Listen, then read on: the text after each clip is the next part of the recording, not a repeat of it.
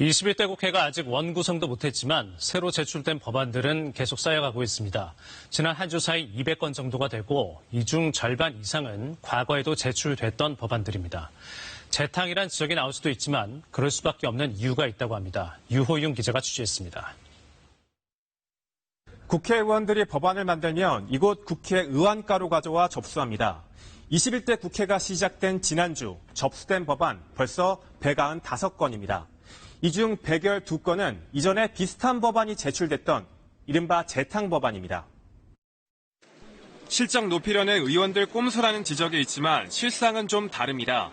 재탕 법안 중엔 이번 국회에서라도 다시 처리해야 하는 법안들도 많습니다. 스토킹 처벌법이 대표적입니다.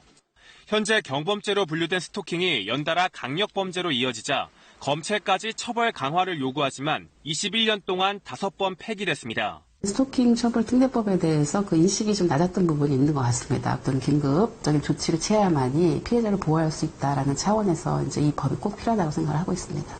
노인학대 피해 방지를 위해 요양시설에 CCTV를 설치하자는 법안도 20대 국회에서 폐기돼 다시 발의됐습니다.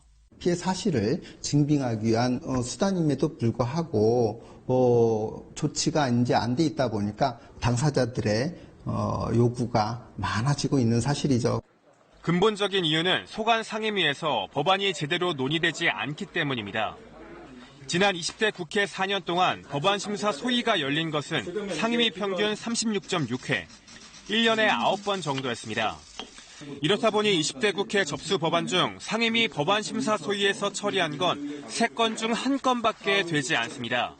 일 안 하는 상임위 때문에 재탕 3탕 법안이 나오는 겁니다. 21대 재탕 법안 112건 중 20대에서 법서위까지 간 경우는 단 1건, 나머지는 전부 소관 상임위에 있다 폐기됐습니다. KBS 뉴스 유호윤입니다.